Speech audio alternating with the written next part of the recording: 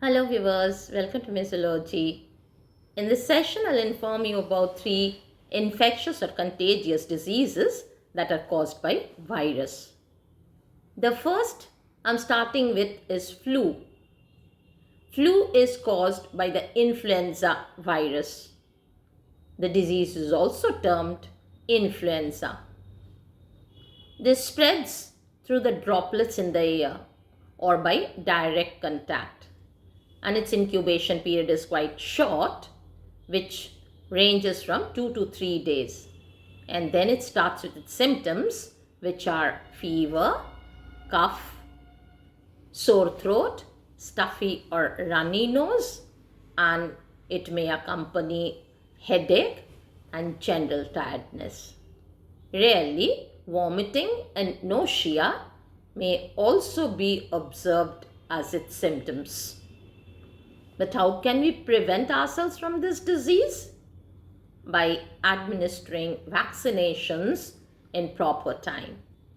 But if we still contract the disease, then we have to take ample rest, and just for the recovery from fever, we can take some analgesics. Rest of the medication, any antibiotics are not recommended. Rather, oral rehydration could also help the regain of proper health conditions. The next disease is measles. Measles is also a viral disease and it's caused by rubella virus. This is also transmitted by droplets in the air or by direct contact. But its incubation period is a little longer, that is 7 to 14 days.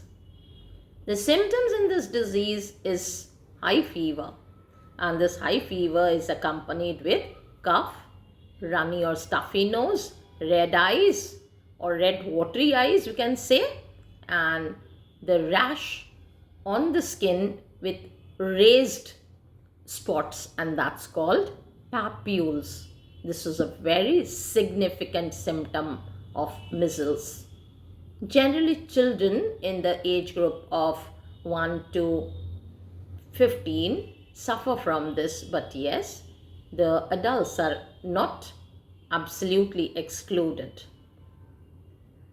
And for prevention of this disease, vaccination is very much required against measles. But if someone falls victim of measles, fluid replacement in the body is a must, and ample rest even after the recovery, so that the body heals up to normal, is also essential. The last of the three diseases to be discussed in this session is quite a dreaded disease. It is called the HIV infection or AIDS disease. HIV stands for Human Immunodeficiency Virus, and AIDS, it is expanded as Acquired Immune Deficiency Syndrome. This is not a disease known for a very long time. This is a disease of quite a recent time. The first reports of this disease were made in the year 1981, and that was in Los Angeles, where 5 homosexual men were diagnosed with pneumonia and other such opportunistic infections. The disease did not have a name during that time. It was named somewhere, the word really ground gay. But the very next year, there were reports of similar symptoms from other individuals who were either thalassomic or that they injected themselves with certain drugs. And during this time, in the year 1982, October 1982, the disease was given its name for the first time. That is, it was called as Acquired immunodeficiency syndrome, because all of them had compromised immunity in their body. Now let us see, how does this HIV affect? First of all, let me tell you, within few weeks after the entry of the HIV into the body of a healthy person, it starts showing symptoms of normal flu-like condition. That it starts with fever, sore throat and fatigue.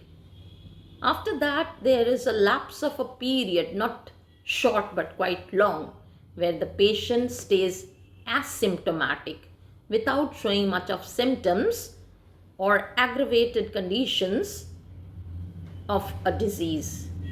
But it takes around 10 to 12 years, sometimes a maximum of 15 to 20 years, for it to start showing very serious symptoms of the disease.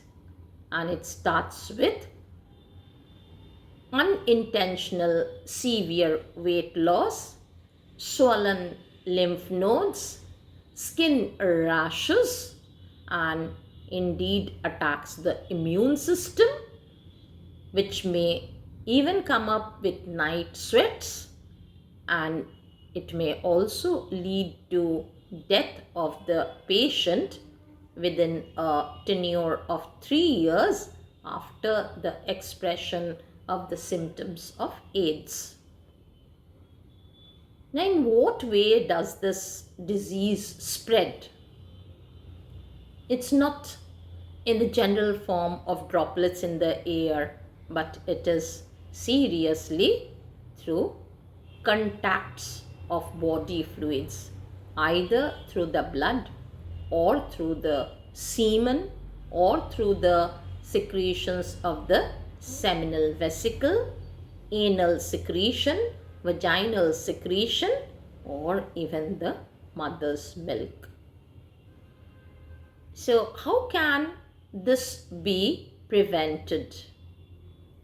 Now, for the sexual contact, we cannot limit out homosexual contacts as well, because the first reports were between the homosexual males itself. So it's always safe to encourage single partnership, or in any case, whenever people have sex, they should use contraceptives like condoms or something which is in the form of a contraceptive, not allowing the mixing of the fluid between the two persons. It is also spread by contaminated blood transfusion, and this has been reported once in a nursing home from Mumbai, that 45 children out of the 64 who underwent blood transfusion for thalassemia, they had become HIV positive. So measures should be taken before blood transfusion, and the donor's blood should be checked that it is free of HIV, or the blood bank which is supplying, that should also test the HIV negativity of the blood which is being transfused. It can also spread by the needles, infected needles which are used for taking injections or for giving vaccinations. That is what we follow now. We always use a disposable syringe, and after the use of that disposable syringe, it's necessary that you crush it, break it and throw it. The mother to the child infection is also possible. If the mother is HIV positive and she bears a baby, she may give birth to a HIV positive child. So it's advisable such women should abstain from bearing a baby. They can rather adopt a baby otherwise. And even the suckling of the baby from such mothers should be avoided because the milk can also transfer the HIV viruses. So, although we do not have a vaccine developed as yet, but there is a light in this direction. It is called ART therapy. A for anti, R for retroviral, T for therapy, which has also been used by the elite controllers, where they can halt the onset of the symptoms of this disease.